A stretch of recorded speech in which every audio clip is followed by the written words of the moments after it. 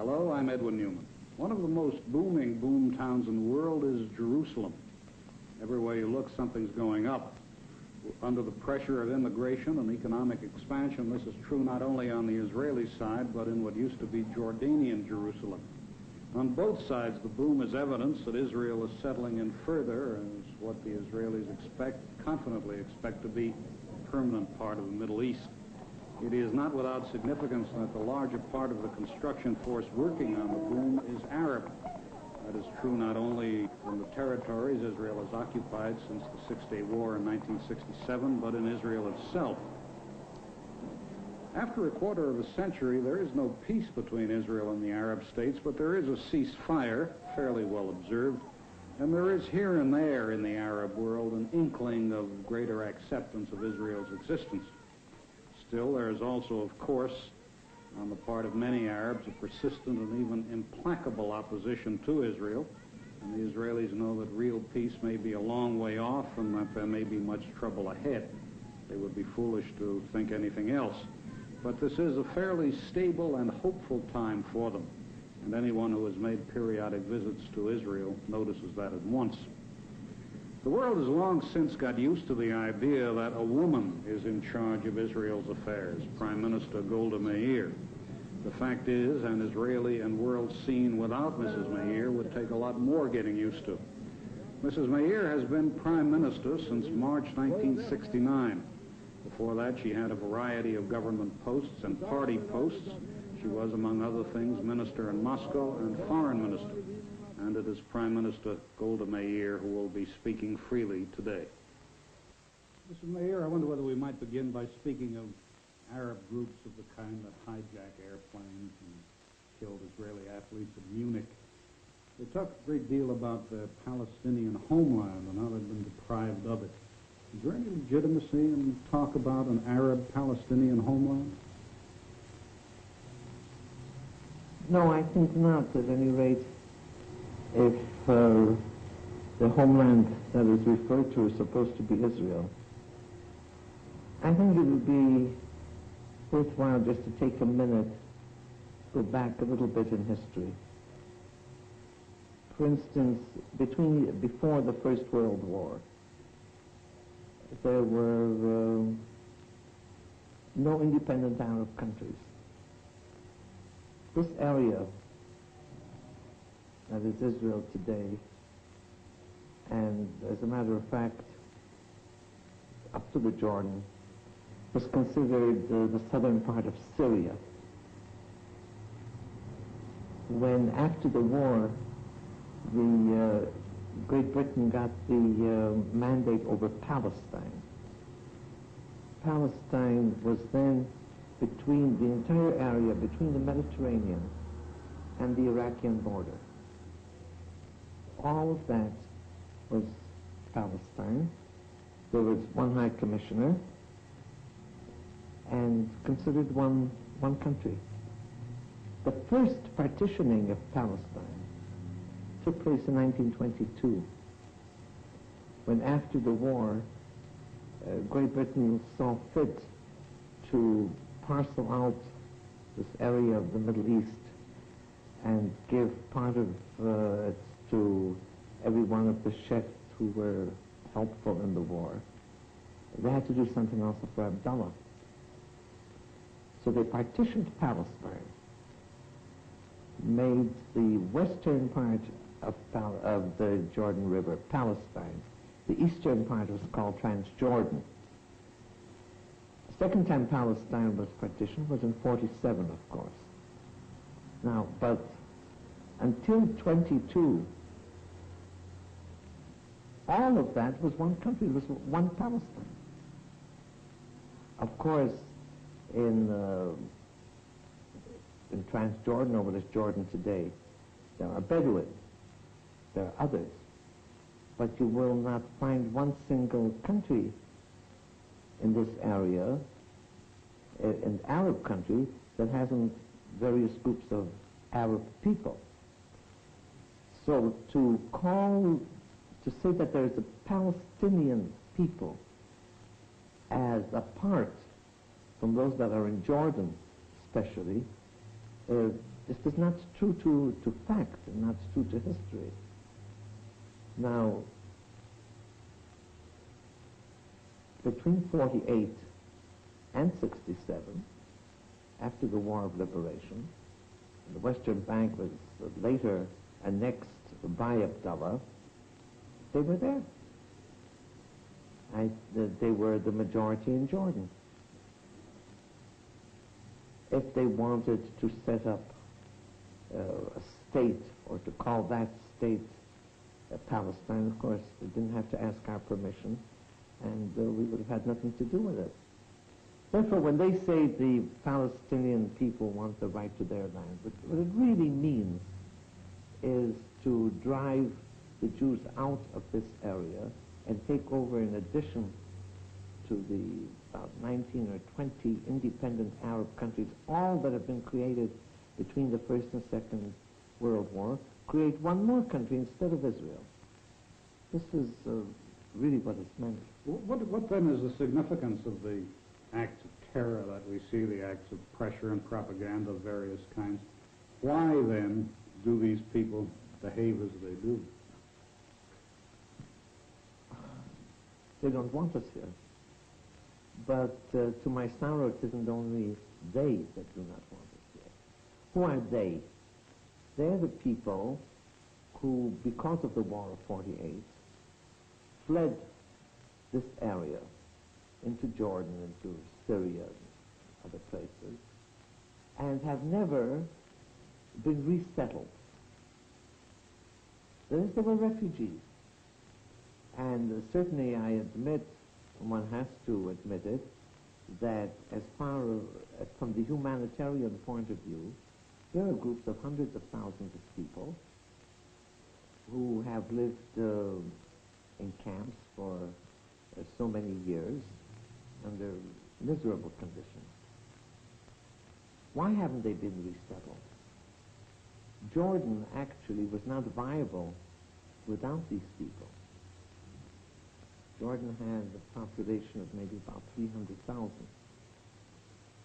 Why weren't they not resettled? Some of them were. But generally, why was there not a resettlement of refugees, of the Arab refugees? Because not only the refugees, but the Arab countries themselves felt that they should remain in their camps. They should not be resettled. It was one of the weapons against Israel. There were military measures, there's economic boycotts, and one of the methods was to keep the refugees in the camps, feeding a hope that someday they'll march into the country and march us out. So they don't like us, they don't want us here. Our Arab neighbors, to my sorrow, have not yet acquiesced to our existence, therefore wars.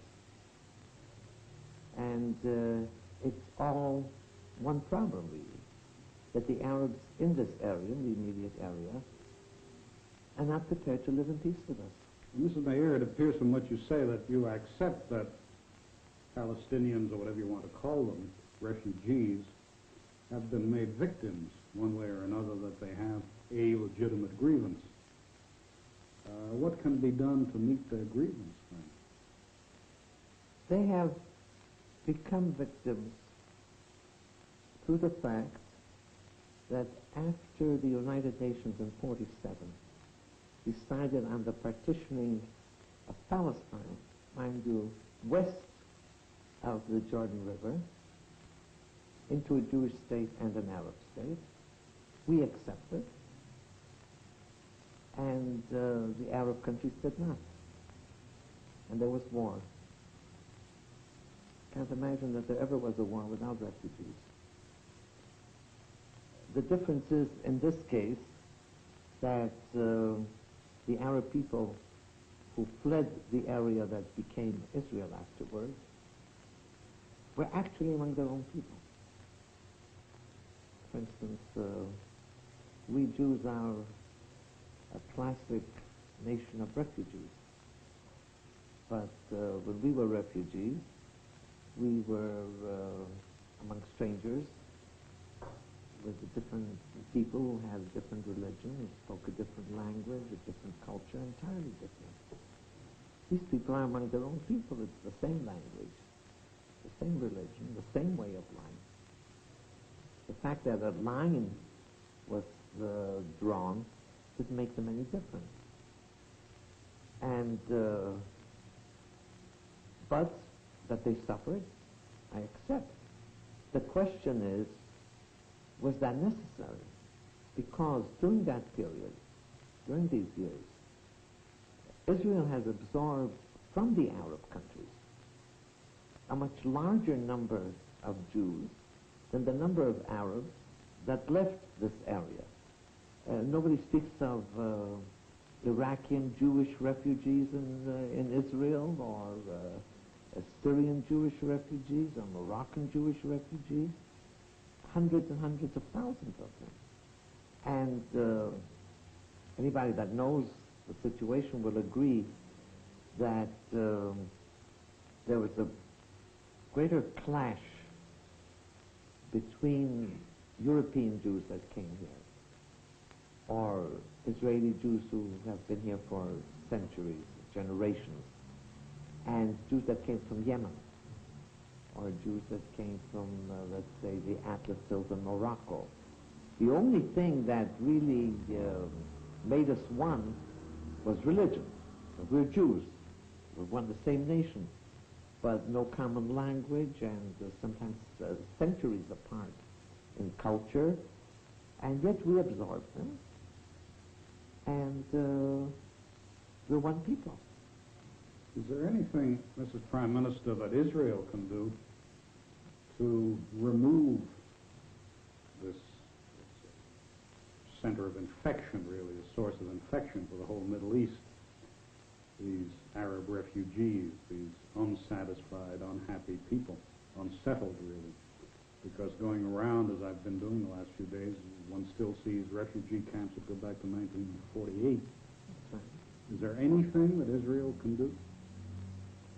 We have said immediately after the War of Liberation in 48, 49, that we are prepared to pay compensation for anything that these people have left behind, whether it's land, whether it's orange groves, whether it's houses, anything. We have allowed tens of thousands of them to come back because the families were separated during the fighting. And if part of the families remained here, and if they, no problem of security, we allowed them to come back. Now, the United Nations had a committee to investigate what these people left behind. And we cooperated with them. It comes up large sums of money. Now, if there had been peace, this money, the aid from international aid and from various governments, there's no doubt this thing would have been forgotten. And they would have been resettled in agriculture or in industry or in any other way. Instead, the United Nations during these years poured hundreds of millions of dollars into miserable camps. We found the camps now, for instance, in the Gaza Strip. It's unheard of that people should be kept in conditions of that kind. But it was done with this idea, the worse the better. These people must be miserable. They must live in conditions of that kind. They must not resettle and have a home of their own or so on, so that there will be an instrument against Israel. What about the terrorism, Mrs. Meir? Israel takes a very firm line against terrorists, against hijackers, whereas other countries do not. What is the, even when the lives of others are involved, you say, don't give in to hijackers. What is your reasoning there, since innocent lives are at stake? Innocent lives are always at stake. The question is, can innocent Israeli lives become a commodity that groups of men and women can just do with them whatever they like. Because when they take a plane, for instance, let us take the last incident, the one of Lufthansa in Germany. Nobody would say that it's a simple matter. Of course not. But look what happens. These men demand the release from prison of men who participated in the killing of our people in the Olympic Village. They say and practice, but they say openly, we want them out. As soon as they land in Libya, they make a statement, now we'll start all over again. So of course lives are involved. But it means that people are set free when everybody knows that what they intend to do at the first opportunity, they will kill more Israelis. It's a difficult problem. I don't say it's easy. But Israel cannot say, well, as long as it involves Israelis, it's all right. Mr. Meir, it is sometimes suggested that the terrorist organizations act out of a fear of a solution being arrived at between Israel and the Arab states. Is there a prospect of such a solution? A solution between us and the Arab states? Yes. I'm sure there is. The question is when. Look, one must not, I think, look at the situation in the Middle East as though there are Arab countries that involve themselves in war with Israel, but it doesn't hurt them. It doesn't hurt their people. Their governments carry an immense war budget, but their countries develop and they have modern schooling and health services and so on. But for little Israel, it suffers. It's too bad about Israel. But it really doesn't matter. It doesn't affect so much the Arab countries. Of course, that's a distorted picture. Because as long as our Arab neighbors are at war with us, certainly they suffer at least as much as we do. As a matter of fact, we have managed with great difficulty to defend ourselves and at the same time to build a country which is more or less decent, more or less modern. It's not all that we wanted to happen or that could have happened if we didn't have to defend ourselves. But still, we were 650,000 when the state was established. There are 800,000 children in school today, and we have compulsory free education from 5 and now from 4 to 15. There's not one single village in the country, no matter where it is, that is out of reach of a hospital or that there isn't a doctor in the area. And there's industry, there's modern agriculture, there is culture, there's music, there's theater. I mean, I say it isn't all that we want. We could have done much more. When in a country like this, we have a community of close to 50,000 young men and young women in institutions of higher learning. All this without practically one single month, I could say almost, without one single day of peace. Now, this isn't exactly what happened on the other side. So, war in this area is something that is hurtful to Israel and to the others. Peace, if it comes and when it comes, is a very important situation for Israel. We're not ashamed to say that we want peace, but also for the other countries. So anybody that is interested in this area must not fall into a way of thinking, well, there ought to be peace because Israel needs peace. The entire area needs peace. And the tens of millions of people in our neighboring Arab states, they are the main sufferers.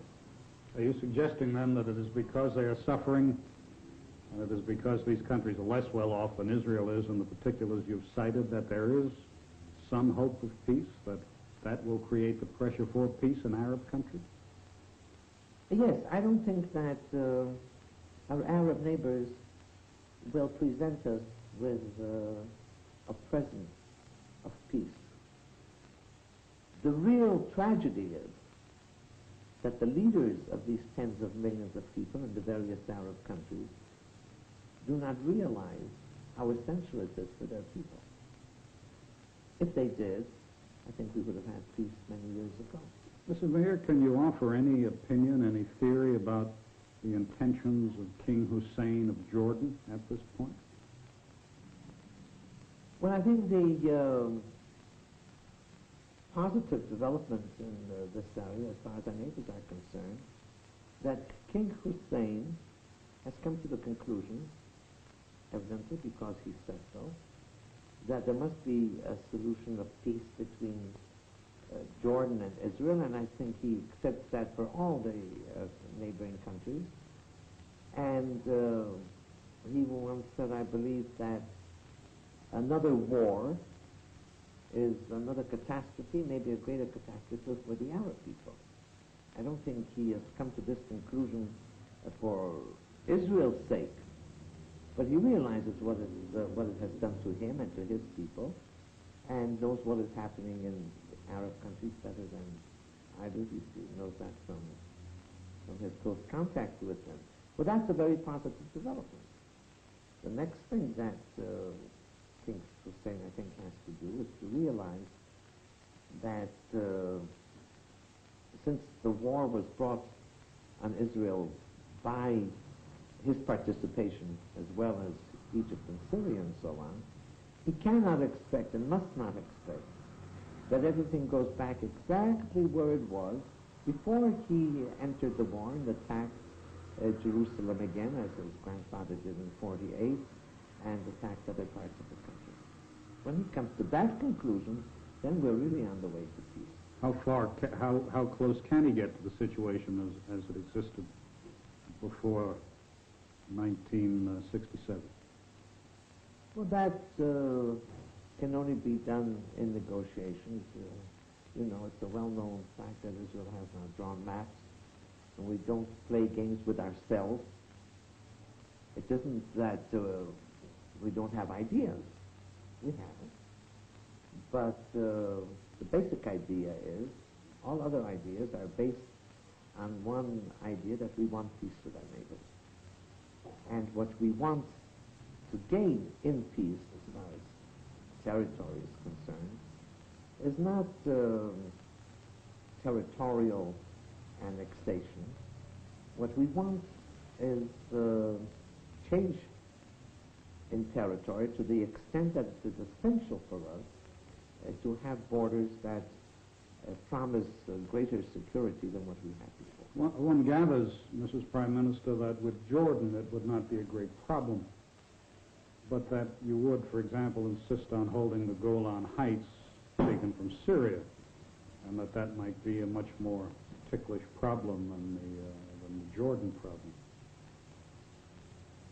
I don't want to negotiate on a television program. No, I don't want to say to King Hussein that with Jordan there is no problem, because I don't think I would be honest if I said so.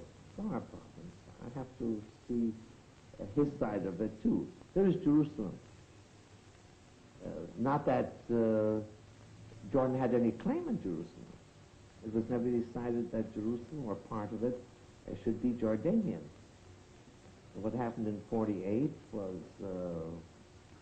by this breaking of this terrible principle of the inadmissibility of conquest by force. We were weak in 48. Jordan was much stronger. The Arab Legion was a good army at that time, led by British, trained by British. and they took part of Jerusalem. So I don't think he ought to get it back. I'm sure he won't, but he wants it back. That, at any rate, from his point of view, it's a problem. Then again, the Western Bank, you can't expect us to restore the boundaries where they were before, so that we again have about 12 miles between the sea and the former border. There are problems. They're not problems that cannot be solved. I think all problems between us and our neighbors can be solved. Why should the Golan Heights be such a serious problem from Syria unless they again want to be in a position where they can shell our villages in the valley? If they had no intention of that kind, and if they hadn't done what they did for so many years, there would have been no problem. Now they want us to come down again. Come down from the hill to the valley so that they can put up their guns up above. That's a problem. Mr. Meir, one often hears that Arab leaders would find it very difficult to make peace with Israel, that they could not themselves survive politically, maybe survive at all, if they did make peace. That's thought to be particularly the case in Egypt, for example, and, well, to name another one, Iraq. Could a man like President Sadat of Egypt survive if he made peace with Israel, do you think? Is that something you have to think about? I think we all have to think about it. The question is that our primary responsibility for Israel? What happens in these countries?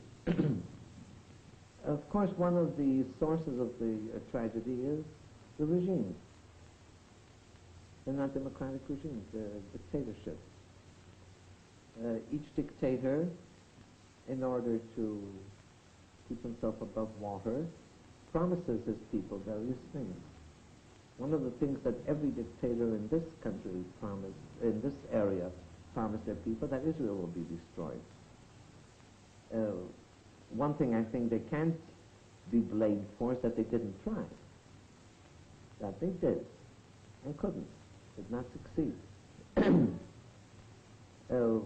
Maybe it's too much to expect from a dictator that he goes back to his people, has the courage to tell them, well, I've tried, I've tried, we can't do it. And since you people are paying the price for it, because of illiteracy and because of poverty and because of hunger and so on, we have to give it up. Live at peace with Israel and build ourselves. Now, if you go on promising people that next month it's going to happen, I objectively understand that it's difficult for him to do it. And maybe he's risking his being in power, maybe even his life. But I'm sorry, I don't know how we can help him. Mr. Meir, the Russians withdrew from Egypt at the demand of Egypt. Did that fact make a settlement or make the prospect of peace, did it improve the prospect of peace in the Middle East? Very many people thought so. We hoped so. But actually, if you analyze the situation, we have never said that the Russians are driving Egypt to war against us.